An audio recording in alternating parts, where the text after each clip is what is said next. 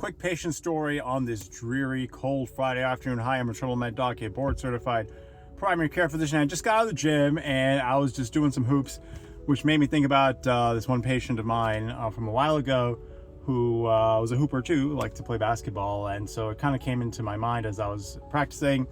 And he's in his 70s, right? And a man who, had a pretty rough life, probably made some mistakes along the way.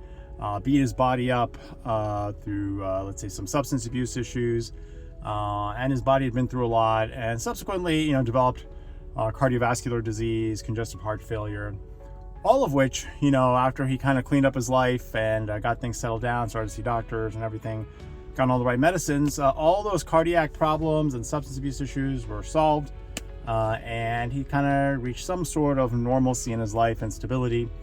I've been taking care of him in his late 60s, early 70s, right? So he's pretty stable. And the reason this came to my mind as I was hooping was, in I think the last visit a few months ago, we started talking about what's he doing for exercise. He's, I think, 72, 73, a pretty long laundry list of cardiac medicines.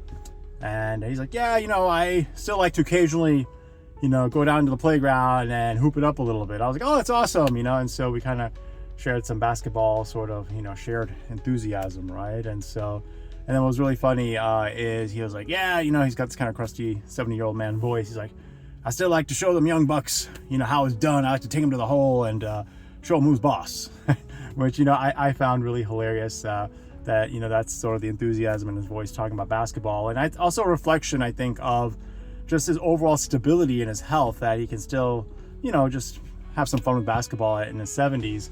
I'm sure he's not doing crazy things on the court, but I think this is a great example of how evidence-based medicine, pharmacology, medications, those types of things has really changed this person's life. Because without those pills, without those evidence-based congestive heart failure medications and all the doctor's appointments, everything that's been done over the last decade for this gentleman, he would not be in a state in his early 70s with all these problems, being able to occasionally throw up a few basketballs, play some hoops, smile, laugh, and live a semi-normal life, right? And so this is for all the people who like to hate on medications and big pharma and all that kind of stuff.